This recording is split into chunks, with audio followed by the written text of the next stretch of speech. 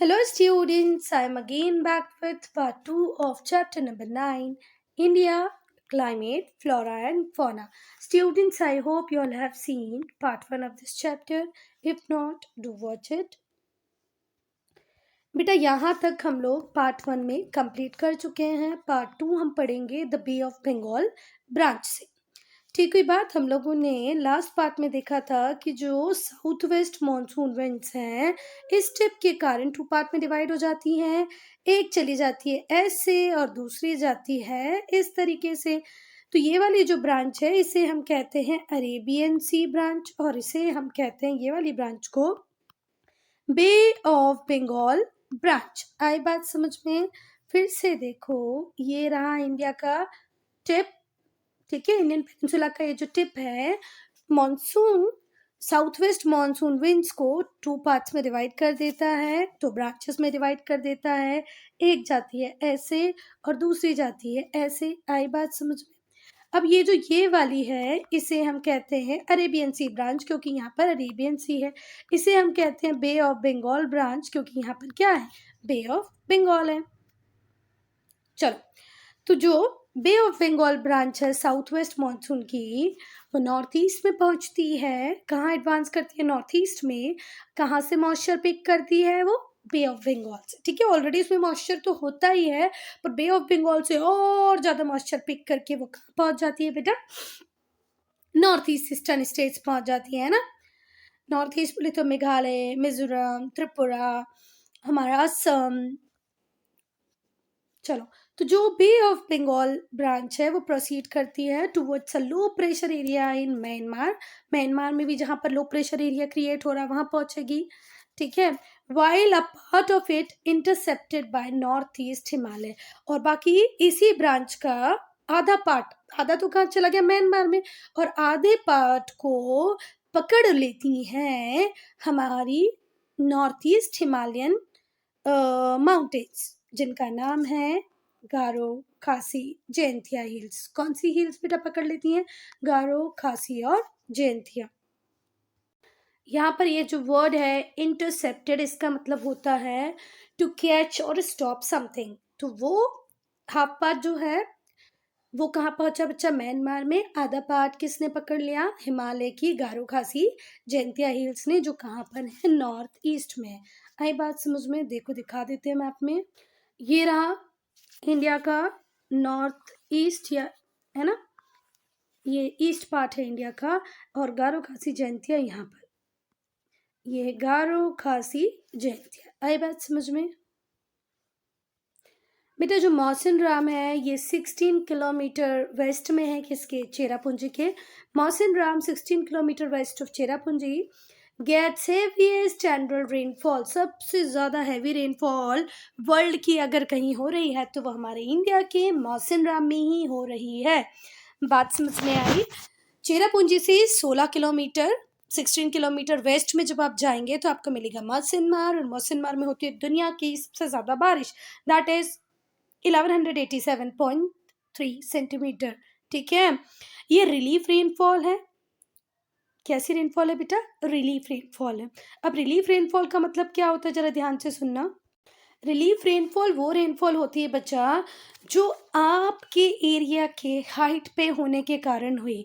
मतलब आप एक ऐसी ज्योग्राफी में बैठे हैं जो थोड़ी सी हाइटेड है. ठीक है, और अगर आपको रेनफॉल मिली तो वो कौन सी रेनफॉल होगी? Relief rainfall. ठीक है. Shillong on the other hand lying in the rain shadow area of Kashi hills. अब देखो शिलोंग की अगर मैं बात करूं तो शिलोंग तो रेन शेडो एरिया में. रेन शेडो एरिया का मतलब ये होता है, जरा ध्यान से समझना. अगर सपोज करो ये माउंटेन थी तो माउंटेन एक रिलीफ फीचर हुआ जो हाइट पे था. ठीक है, जिसकी हाइट थी. तो यहाँ पर अगर मानसूनी रेनफॉल होनी होगी तो यहाँ माउंटेन पे वो ऊपर ऊपर ऊपर जाएगी, यहाँ ठंडी हो जाएगी तो यहाँ क्या मिल गई? बारिश उसको. पर अब ये जो विंड्स है ये तो जिंदा है, इनके अंदर का जो पानी था वो बरस चुका है. अब ये हवाएं जब क्रॉस करती हुई यहाँ आएंगी तो बेटा इनके अंदर क्योंकि मॉइस्चर कंटेंट है ही नहीं तो इस एरिया को कोई बारिश नहीं मिलेगी. इसी को हम कहते हैं रेन शेडो एरिया. ऐसे मुंबई और पुणे के साथ भी होता है कि मुंबई को दुनिया भर की बारिश मिल जाती है और पुणे रेन शेडो एरिया होने के कारण उसे कोई बारिश नहीं मिलती. क्या बात समझ में आई? हवाएं आई, धीरे धीरे धीरे ऊपर चढ़ने की कोशिश की, ठंडी हो गई, यहीं बरस गई, यहाँ खाली हवाएं पहुंचेंगी. जिनके अंदर पानी नहीं है। तो इसीलिए भाई जो शिलांग है उसमें बहुत कम बारिश होती है। जो रिमेनिंग पोर्शन होता है बे ऑफ बंगाल ब्रांच का, वो डिफ्लेक्ट करके कहाँ चला जाता है? Towards waste along the Himalaya. कहाँ चला जाता है? वो हिमालय के वेस्ट वेस्ट वेस्ट में चलेगा, है ना। और अभी हिमालय को क्रॉस नहीं करेगा, ठीक है। तो जो रेनफॉल होगी अब वो धीरे धीरे करके कम होती जाएगी as it proceed to Gangetic plains. अगर हम देखें तो देखो इस तरीके से होगा। अभी हमारी मॉनसून रेन आई, यहाँ पर गारो खासी जयंतिया थी, यहाँ चली और अब ये ऐसे चलेगी, ठीक है ना। अब ऐसे चलेगी तो यहाँ पर जब ये इंडो गैंगेटिक प्लेन में आएगी तो इसके अंदर का जो मॉइस्चर कंटेंट है वो ऑलरेडी कम हो चुका है। क्यों कम हो चुका है? क्योंकि बहुत सारी बारिश तो यहाँ पर हो चुकी है। धीरे धीरे करके जब ये इंडो गैंगेटिक प्लेन में आएगी, इंडस गंगा के गैंगेटिक प्लेन में इंडस गंगा के प्लेन में आएगी तो वहां पर बारिश बहुत ज्यादा नहीं दे पाएगी। क्लियर होगी बात? जो रेनफॉल होगी वो कम कम कम होती जाएगी जैसे ऐसे गैंगेटिक प्लेन में आएगी। और बाद में एक टाइम ऐसा आएगा कि फाइनली जो बे ऑफ बंगाल ब्रांच होगी वो मर्ज हो जाएगी अरेबियन सी ब्रांच में and sheds remaining moisture to the foothills of Himalaya. और अब देखो जब दोनों ब्रांचेस एक जगह मिल जाएंगी, ये ब्रांच यहाँ से, ये थी अरेबियन सी ब्रांच, ये यहाँ से जाके पहुंची। अब जहाँ पर ये ब्रांचेस मिल रही हैं यहाँ पर जितना बचा हुआ पानी है थोड़ा सा और ऊपर कर दो, ये सारा कुछ बरस जाना है, ठीक है। कहाँ पर? हिमालय के फुट हिल्स पे। ऑन इट्स वे, पूरे रास्ते में हिमालय के साथ जो बे ऑफ बंगाल ब्रांच है वो रेनफॉल देती है to the West Bengal. West Bengal को बारिश मिलेगी, यहाँ होगा West Bengal. Indo Gangetic plain को मिलेगा तो ये है Indo Gangetic plain. Uttar Pradesh को मिलेगी, देखो फिर से देखते जाओ कहाँ कहाँ बारिश मिलेगी। ये वेस्ट बंगाल को बारिश मिलेगी, ठीक है। फिर इंडो गैंगेटिक प्लेन को बारिश मिलेगी, यूपी को बारिश मिलेगी, पंजाब को बारिश मिलेगी, हरियाणा को बारिश मिलेगी। Now the season of retreating south west monsoon. अब हम आ जाएंगे अक्टूबर और नवंबर पे। अब मानसून धीरे धीरे धीरे करके विड्रॉ हो जाएगा।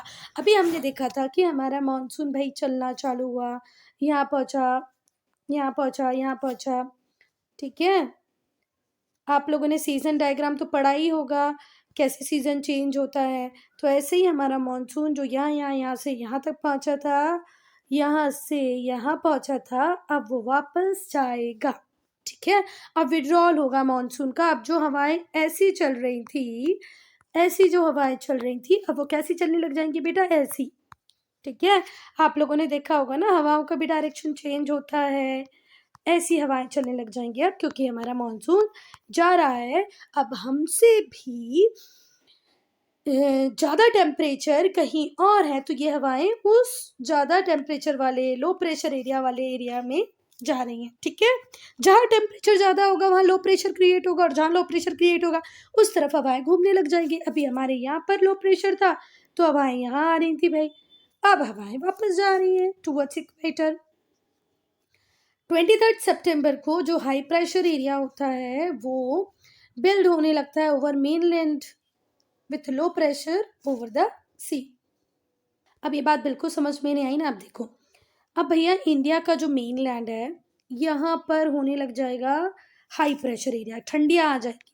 ठंडियाँ आ जाएंगी तो क्या होता है? हाई प्रेशर होता है ना, ठंडी रहती है, हवाएं गर्म नहीं होती, गर्म नहीं होती तो हल्की नहीं होती और वो ऊपर नहीं जाती तो सारी हवाएं नीचे नीचे नीचे ही रहती है, तो हाई प्रेशर। अब लो प्रेशर क्रिएट कहाँ हो रहा है? सी के ऊपर। यहाँ पर लो प्रेशर और यहाँ पर हाई प्रेशर है तो हवाएं ऐसी चलेंगी, ठीक हुई बात। चलो फिर से ध्यान से सुनो। 23 सितंबर तक जो हाई प्रेशर था वो मेनलैंड की तरफ बनने लगा और लो प्रेशर किसकी तरफ बनने लगा? सी की तरफ। तो जो साउथ वेस्ट मानसून है वो विड्रॉ होगा मेनलैंड ऑफ इंडिया से। जो इंडिया मेनलैंड थी उससे अब हमारा मानसून वापस जा रहा है, क्योंकि जो साउथ वेस्ट मानसून विंड्स थी वो कैसी विंड्स थी? Permanent. They withdraw along the same path. अब वो सेम पाथ से विड्रॉ होंगी। सपोज करो ऐसे आई थी, है ना, तो ऐसे ही वो जाएंगी। They blow north east to south west. अब वो नॉर्थ ईस्ट से साउथ वेस्ट, जैसे ये सपोज करो ये इंडिया है तो इंडिया का ये नॉर्थ है और ये ईस्ट है और ये वेस्ट है और ये साउथ है। तो अब ये नॉर्थ ईस्ट से चलेंगी किसकी तरफ, साउथ वेस्ट की तरफ। आई बात समझ में? यहाँ से चलनी चालू होंगी और यहाँ पर पहुंचेंगी, क्योंकि अब लो प्रेशर यहाँ हाई प्रेशर यहाँ बन गया और लो प्रेशर यहाँ बन गया। यहाँ ठंड पड़ने लगी। अब क्या बनने लगी बेटा, ठंड।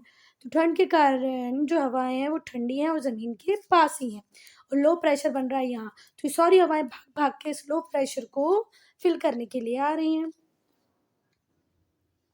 आपको बताया था ना, विंड्स हमेशा high pressure to low pressure ही मूव करती है। ठीक है,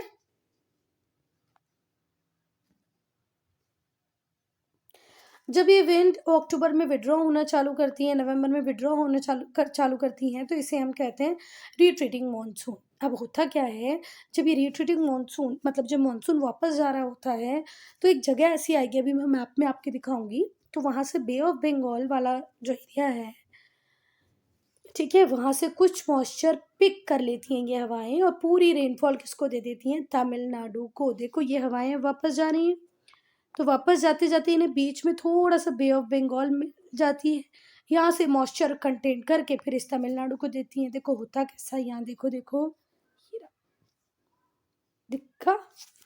तो यहाँ से आ रही हैं, देखो ये वाला एरिया बाहर दिख रहा होगा आपको और ये वाला एरिया अंदर दिख रहा होगा, है ना।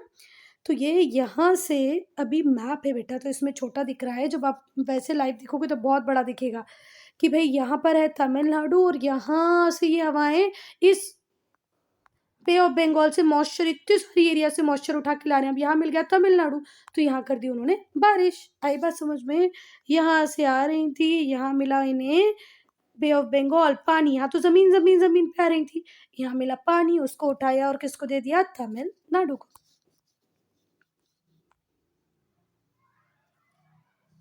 तो रिट्रीटिंग मॉनसून से किस स्टेट को बारिश मिलती है, तमिलनाडु को।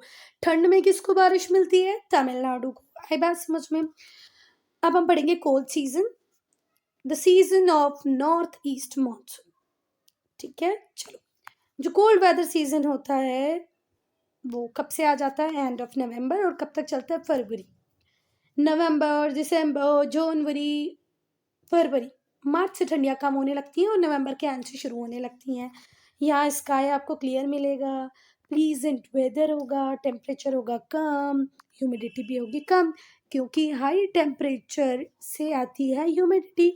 जब टेम्परेचर ही कम है तो ह्यूमिडिटी कैसे होगी। High range of temperature and slow northern winds, northern winds बहुत स्लो होंगी। टेम्परेचर की जो रेंज होगी वो बहुत हाई होगी, मतलब डे टेम्परेचर नाइट टेम्परेचर में डिफरेंस ज़्यादा होगा।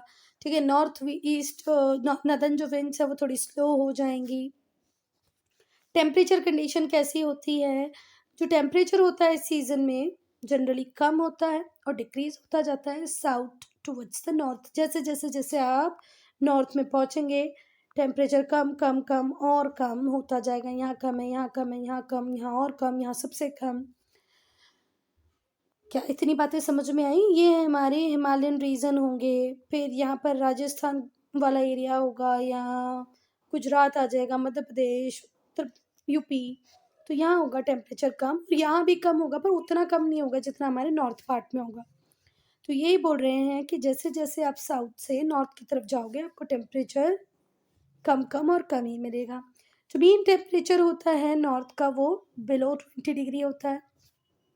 ठीक है, and much lower in Himachal Pradesh. अब सी बात है कि अगर मैं यूपी की बात करूं और हिमाचल प्रदेश या जम्मू एंड कश्मीर की बात करूं तो टेम्परेचर में डिफरेंस होगा, जम्मू कश्मीर में और कम होगा, यूपी में मध्य प्रदेश से कम होगा, मध्य प्रदेश में कर्नाटका केरला से कम होगा। जो नाइट टेम्परेचर है वो तो कई बार फ्रीजिंग पॉइंट के नीचे भी चला जाता है। हम मध्य प्रदेश बहुत बढ़िया स्टेट है, हमारे यहाँ ऐसा कभी नहीं होता। हिली एरियाज में तो स्नोफॉल बहुत कॉमन है। ठीक है, नाइट टेम्परेचर फ्रीजिंग टेम्परेचर से भी नीचे चला जाता है, फिर स्नोफॉल कंटिन्यू होती है। ठीक है, जो सदर्न इंडिया है मतलब ट्रॉपिक ऑफ कैंसर के साउथ में जो एरिया है उसे हम क्या कह रहे हैं, सदर्न इंडिया। वहाँ पर एवरेज टेम्परेचर ही रहता है बेटा, बहुत कम टेम्परेचर नहीं होता। टेम्परेचर की range 21 degree to 25 degree Celsius इनके बीच में ही होता है। ठीक है, सेल्सियस भी बोल लो, है ना? जनवरी में टेम्परेचर जो हम तिरुवनंतपुरम में रिकॉर्ड करते हैं वो होता है 31 डिग्री। कोस्टल रीजन में जो एवरेज टेम्परेचर है वो 21 डिग्री ही होता है थ्रू आउट द ईयर। मेरी बात ध्यान रखो, जो कोस्टल एरिया है because of land breeze and sea breeze, इस एरिया का टेम्परेचर ज़्यादा वेरी नहीं करता, बहुत ज़्यादा फ्लक्चुएशंस इनमें नहीं होते, लगभग 21 डिग्री बना रहता है। बेटा अब हम पढ़ेंगे pressure conditions and wind direction. ठीक है, जरा ध्यान से सुनना। आप लोगों ने बचपन में सीजन का ये डायग्राम पढ़ा होगा।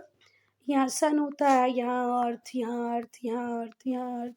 तो जो मूवमेंट होती है डायरेक्ट सन रेज की, वो कभी ट्रॉपिक ऑफ कैंसर पे होती है, यहाँ पर इक्वेटर पे होती है, और यहाँ पर ट्रॉपिक ऑफ कैप्रिकॉर्न पे होती है ना? पढ़ा होगा ये वाला डायरेक्शन। नहीं पढ़ा है तो कमेंट सेक्शन में लिखना। चलो तो अब क्या होगा बेटा, अपेरेंट माइग्रेशन होगा सन का टुवर्ड साउथ, सन साउथ में जाएगा। किसके ऊपर शाइन करेगा? ट्रॉपिक ऑफ कैप्रिकॉर्न के ऊपर। और जो इंडियन सब कॉन्टिनेंट है उसे ब्लैक रेज मिलेंगी सन की, मतलब स्लैंटिंग रेज मिलेंगी। और क्योंकि हमें स्लैंटिंग रेज मिलेंगी तो उनमें हीट और इंटेंसिटी दोनों ही थोड़ी सी कम होगी, लाइट भी कम होगी, हीट भी कम होगी।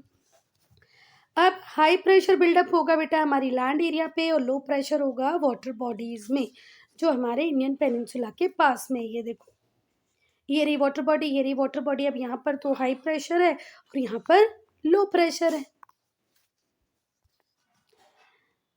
और अब सारी हवाएं लो प्रेशर एरिया की तरफ मूव करना, ब्लो करना चालू हो जाएंगी, जो कि कहाँ बन रहा है? बे ऑफ बंगाल में, from north east to south east. ये जो विंड्स होंगी इन्हें हम नॉर्थ ईस्ट मानसून्स कहेंगे। ठीक है बात? रेनफॉल ड्यूरिंग विंटर, सब ठंड में कहाँ कहाँ बारिश होती है? तो बेटा कोरोमंडल कोस्ट पे होती है। तमिलनाडु के कोरोमंडल कोस्ट को मिलती है ठंड में बारिश। इस टाइम में क्या होता है? ठंड का टाइम है, ठंड के टाइम में dry offshore north east monsoon wind blow करती है high pressure to low pressure area, मतलब वो लैंड एरिया से कहाँ जा रही हैं? बे ऑफ बंगाल की तरफ जा रही हैं, इंडियन ओशन की तरफ जा रही हैं। जैसे ही ये बे ऑफ बंगाल को क्रॉस करेंगे इनके अंदर आ जाएगा मॉइस्चर, जैसे मैंने पहले बताया था ना, थोड़ा सा ये गैप है इस तरीके से, इस वजह से ये हवाएं यहाँ से आ रही तो ये इंडिया मेन लैंड से आ रही, पर यहाँ आके इनको मिल जाता है थोड़ा सा मॉइस्चर, और ये यहाँ इस मॉइस्चर से दे देती हैं बारिश। एक बार फिर से दिखाऊं क्या? ये आप इस लैंड मेन लैंड से कहाँ जा रही हैं? यहाँ पर जा रही हैं। तो इतने बड़े पार्ट में इनको क्या मिली? बे ऑफ बंगाल से मॉइस्चर, और वो पूरा मॉइस्चर इसने बरसाया इस स्टेट पे, जिसे हम क्या कहते हैं? तमिलनाडु। जैसे ही ये कोरोमंडल कोस्ट पे ईस्टर्न इंडिया में, as they strike Coromandel coast in East India, they give heavy rainfall to Andhra Pradesh and Tamil Nadu. थोड़ी सी बारिश आंध्र प्रदेश को मिल जाएगी, थोड़ी सी इसको मिल जाएगी तमिलनाडु को, और बहुत स्ट्रॉमी विंड्स होंगी और यहाँ पर भयंकर डैमेज करेंगी ये क्रॉप्स का भी, मीन्स ऑफ ट्रांसपोर्ट का भी। और जो रेनफॉल है वो नागपट्टिनम में बहुत ज़्यादा होती है, लगभग 100 सेंटीमीटर के करीब हो जाती है। Winter rainfall in north west India. बेटा जब ठंडियाँ होती हैं तो जो नॉर्थ वेस्ट इंडिया होता है, जैसे कि जो पंजाब है, हरियाणा है, इनको भी हल्की फुल्की बारिश मिल जाती है, लगभग 10 से 15 सेंटीमीटर। किससे मिलती है? वेस्टर्ली डिप्रेशन से, जो मेडिटेरेनियन सी में ओरिजिनेट होते हैं और टुवर्ड्स इंडिया रन करने चलते हैं, और फिर बारिश दे देते हैं हमारे पंजाब और हरियाणा को। देखो यहाँ पर यूरोप है, यूरोप के नीचे मेडिटेरेनियन सी है, ये यहाँ से ईरान इराक क्रॉस करते हुए किसकी तरफ आ जाते हैं? पाकिस्तान क्रॉस करते हुए इंडिया को 10 से 15 सेंटीमीटर की रेनफॉल देते हैं। कई बार साइक्लोन्स भी आते हैं जिन्हें हम वेस्टर्न साइक्लोनिक डिस्टर्बेंस कहते हैं। और ये जो रेनफॉल होती है बेटा, ये वीट क्रॉप के लिए बहुत ही अच्छी होती है। जो विंटर रेनफॉल है ये रबी क्रॉप के लिए बहुत अच्छी है, जो उस टाइम में नॉर्थ वेस्ट इंडिया में ग्रो किए जाते हैं। इसी टाइम में राइस ग्रो किया जा रहा है तमिलनाडु में। Hence it is of great economic importance. तो ये जो विंटर रेनफॉल है ये हमारे लिए बहुत इम्पॉर्टेंट है, क्योंकि ये जो रबी क्रॉप हो रही है नॉर्थ वेस्ट इंडिया में उसके लिए भी फ़ायदेमंद है, तमिलनाडु में जो राइस क्रॉप हो रही है उसके लिए भी फ़ायदेमंद है। कोल्ड वेदर जो सीज़न है हमारी कंट्री में, इसमें बढ़िया ठंडा वेदर होता है हमारे इंडिया में, ह्यूमिडिटी कम होती है, और टेम्परेचर में वेरिएशन बहुत ज़्यादा देखने को मिलेंगे। कई बार दिन का टेम्परेचर बहुत ज़्यादा हाई हो जाएगा, कई बार कम हो जाएगा, कई बार बादल रहेंगे, क्लाउडी डे रहेगा, कई बार फॉग हो जाएगा। अब बेटा डिस्ट्रीब्यूशन ऑफ रेनफॉल में आपको लर्न करना है, मेरे एक्सप्लेन करने का कुछ है ही नहीं। हम वो एरियाज़ को देखेंगे जहाँ 200 सेंटीमीटर से रेन ज़्यादा होती है। पहले हम देखेंगे ट्रॉपिक ऑफ कैंसर के नॉर्थ में, जैसे ये रहा इंडिया, इंडिया के नॉर्थ वाले पार्ट में कौन कौन सी जगहें हैं जहाँ 200 सेंटीमीटर से ज़्यादा रेनफॉल होती है। Southern slopes of eastern Himalaya, eastern Himalaya के सदर्न स्लोप्स, ये रहा हिमालय, इसके जो सदर्न स्लोप्स होंगे वहाँ पर। गारो खासी जयंतिया मैंने आपको दिखाया। लुसाई हिल्स, जिसे हम असम हिल्स भी कहते हैं। स्टेट्स कौन से हैं बेटा? मेघालय, असम, वेस्ट बंगाल, बांग्लादेश, अरुणाचल प्रदेश। अब यहाँ पे नोट करने वाली बात है, सबको ध्यान रखनी चाहिए कि मौसिन राम जो चेरापूंजी से 16 किलोमीटर दूर है, ठीक है, किस स्टेट में? मेघालय में। उसको दुनिया की सबसे ज़्यादा बारिश मिलती है, जो है 1187.3 centimetre. South of Tropic of Cancer, अब ट्रॉपिक ऑफ कैंसर के साउथ की बात करना मतलब अब हम इस एरिया की बात कर रहे हैं। तो वेस्टर्न स्लोप्स और वेस्टर्न घाट्स, वेस्टर्न स्लोप्स मतलब बेटा ये ईस्ट है, ये वेस्ट है, यहाँ पर वेस्टर्न घाट्स है, तो वेस्टर्न घाट्स के वेस्टर्न स्लोप ये वाले एरिया की बात कर रहे हैं। और windward side of western Ghats, जैसे कोंकण कोस्ट है, मालाबार कोस्ट है।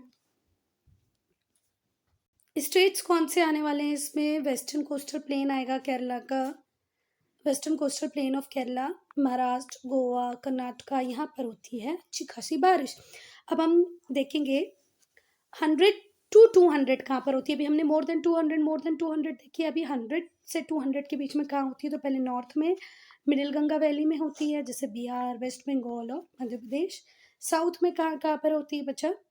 northern part of Andhra Pradesh, southern part of Tamil Nadu, western Ghats and eastern Maharashtra. States Madhya Pradesh है, उड़ीसा है। 50 to 100 सेंटीमीटर रेनफॉल कहाँ होती है? तो अगर मैं नॉर्थ की बात करूँ तो अपर गंगा वैली में होगी, ईस्टर्न राजस्थान में होगी।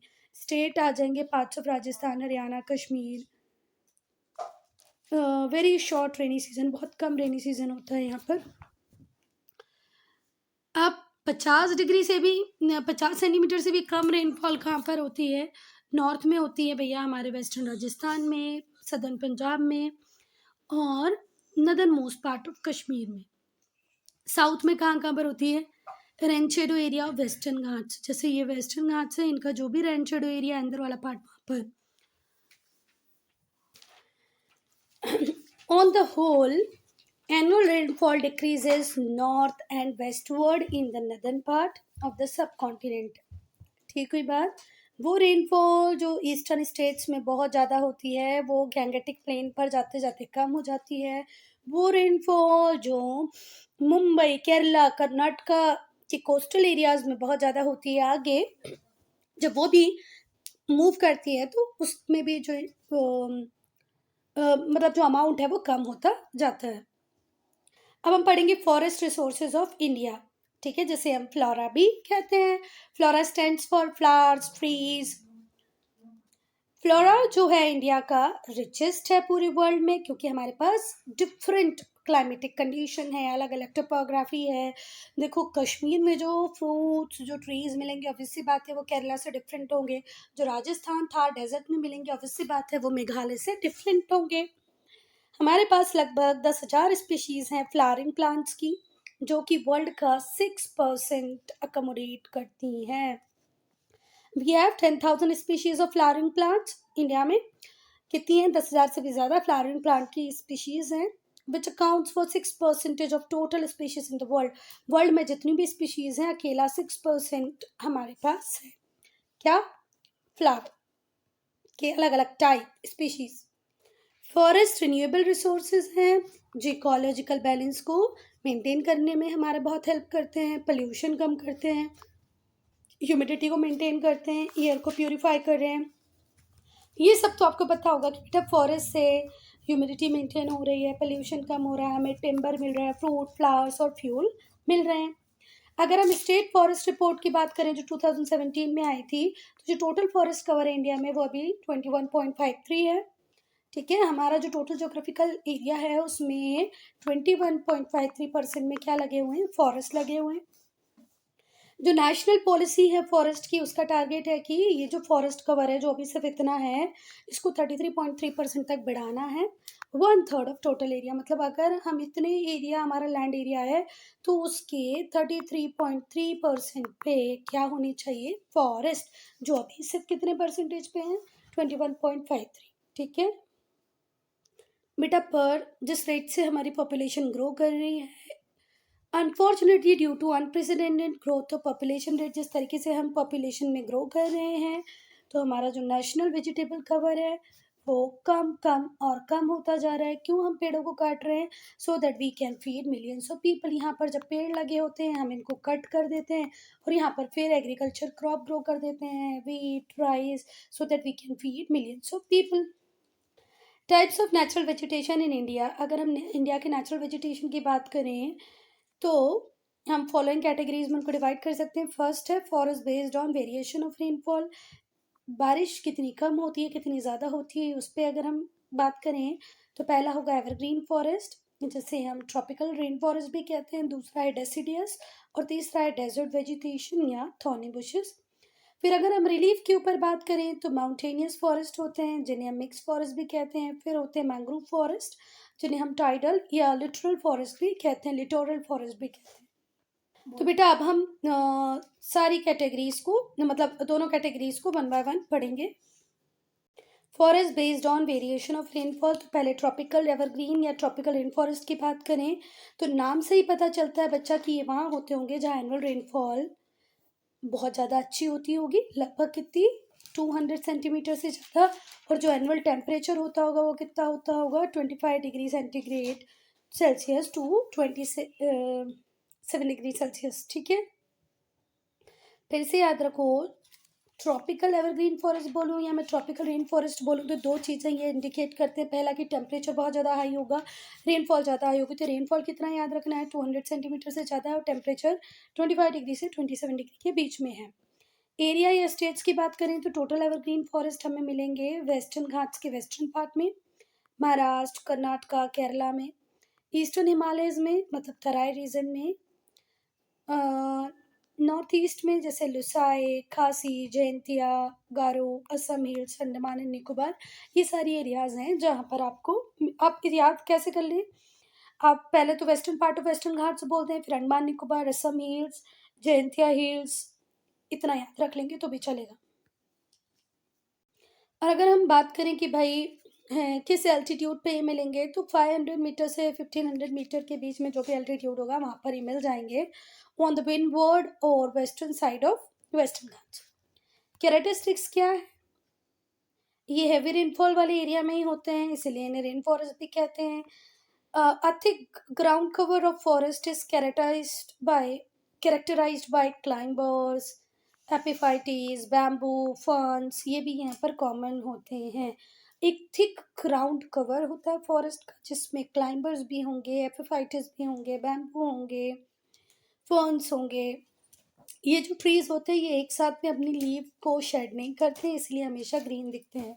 पहले 10-12 ट्रीज ने किया तो रेस्ट 90s में लीव्स थी, फिर 30 ने किया तो रेस्ट 60s में लीव थी, फिर 40 ने किया तो रेस्ट 60s में लीव थी। मतलब इस तरीके से पूरा ग्रीनरी यहाँ पर मेंटेन रहती है क्योंकि सारे पत्ते एक साथ में अपनी सारी लीव्स को शेड नहीं करते। एवरग्रीन फॉरेस्ट जो होते हैं उन्हें प्रॉपरली एक्सप्लॉइट नहीं किया जा रहा है क्योंकि वो बहुत ज़्यादा घने हैं और ट्रांसपोर्ट फैसिलिटीज़ भी वहाँ तक नहीं है। स्पीशीज़ कौन कौन सी यहाँ मेजरली मिलती है, रोजबुड, सीजम, गुर्जन। दूसरी चीज़ें जो आपको मिल जाएंगी वो होगा टून, bamboo, jamun, canes etcetera. Now deciduous monsoon forest, तो जो डेसिडियस फॉरेस्ट होंगे बच्चा वो हमें वहाँ मिलेंगे जहाँ टेम्परेचर, एवरेज टेम्परेचर 27 डिग्री हो। ये जो फॉरेस्ट है यहाँ पर रेनफॉल रिक्वायरमेंट कितनी होती है, 150 टू 200 सेंटीमीटर। स्टेट्स की बात करें कि भाई कहाँ कहाँ मिलेंगे, तो ये हमें मिलेंगे वेस्टर्न घाट्स, ठीक है, surrounding the belt of evergreen forest. देखो एवरग्रीन फॉरेस्ट का जो बेल्ट है उसको सराउंड करते हुए ही हमें मिल जाएंगे कौन से फॉरेस्ट? डेसिडियस फॉरेस्ट, दोनों ईस्टर्न वेस्टर्न घाट्स पे। जो दूसरा बेल्ट है डेसिडियस फॉरेस्ट का, वो शिवालिक रेंज के साथ साथ चलता है कहाँ तक? और छोटा नागपुर प्लेटियो में आपको मिलेगा। ये जो फॉरेस्ट हैं ये मिलेंगे बिहार, यूपी, उड़ीसा, मध्य प्रदेश, मणिपुर, त्रिपुरा, मिजोरम और थोड़े बहुत अंडमान एंड निकोबार पे भी मिल जाएंगे। कैरेक्टरिस्टिक्स क्या होते हैं? ये साथ में पत्तियों को शेड कर देते हैं। लगभग 6 से 8 वीक पूरे फॉरेस्ट में आपको हरियाली मिलेगी ही नहीं, पूरा फॉरेस्ट ब्राउन दिखेगा during spring and early summer, मतलब मार्च अप्रैल में। When sufficient moisture for leaves is not available, जब sufficient moisture leaves के लिए अवेलेबल नहीं है तो सारे लीव को शेड कर देते हैं। जो सबसॉइल वाटर होता है वो सिर्फ ट्री को, जो ब्रांचेस है उनको मेंटेन करने के लिए ही पूरा पड़ता है, इसलिए पत्तियों को छोड़ देते हैं। अप्रैल मई में जो डेसिडियस ट्रीज होते हैं वो ऑलमोस्ट बेयर हो जाते हैं, बिल्कुल उनके ऊपर एक भी पत्ती नहीं होती।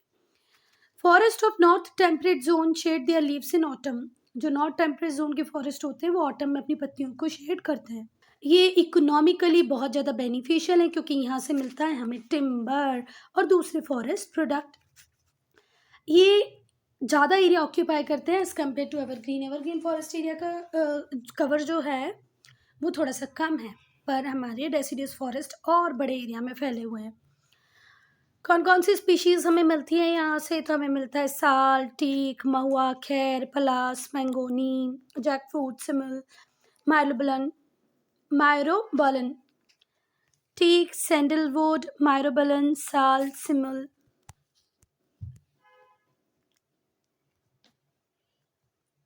दूसरे जो ट्रीज इन फॉरेस्ट में मिलते हैं वो है बादाम, आंवला, लॉरेल, चिकोरी। ये जो फॉरेस्ट है ये बहुत इजीली एक्सेसिबल है क्योंकि बहुत डेंस कवर नहीं है, लार्ज एरिया क्लियर कर किया जा चुका है कल्टीवेशन के लिए। अब हम देखेंगे डेजर्ट वेजिटेशन। कितने बड़े चैप्टर होते हैं बेटा तुम लोगों की बुक में, एक्सप्लेन करने का मोटिवेशन ही खत्म हो जाता है पूरा।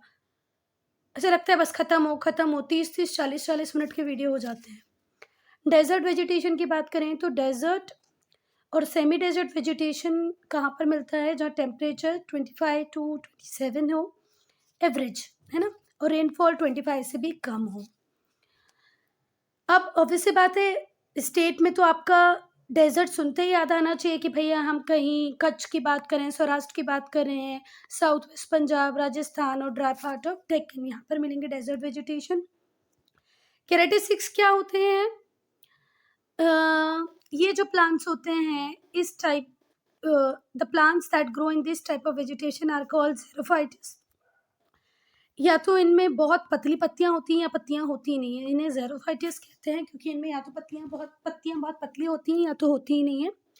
जो स्टीम्स होती हैं उनके ऊपर शार्प स्पाइंस होते हैं, थॉर्न्स, और ऐसा कहा जाता है कि लीव्स ही किसका फॉर्म ले लेती हैं? स्पाइंस का, जिससे ट्रांसपिरेशन की प्रोसेस ना हो। इनकी बहुत लंबी लंबी जड़ें होती हैं, रूट्स होती हैं, क्योंकि बहुत डीप से इन्हें पानी लेके आना पड़ता है। अगर स्पीशीज़ की बात करें तो भैया यहाँ पर बबूल मिलेगा, अकाशिया, अरेबिका। अदर स्पीशीज़ की अगर हम बात करें तो कैक्टी और कैक्टस भी यहाँ पर मिल जाएगा। ये है कैक्टस। आप लोगों ने एक बार सिंचैन का एपिसोड भी देखा होगा ना, जिसमें वो कैक्टस में चले जाते हैं और वो कैक्टस इंसानों को खाते हैं। बेटा अब ये जो पार्ट है forest based on variation of relief, ये हम लोग पार्ट 3 में पढ़ेंगे भाई।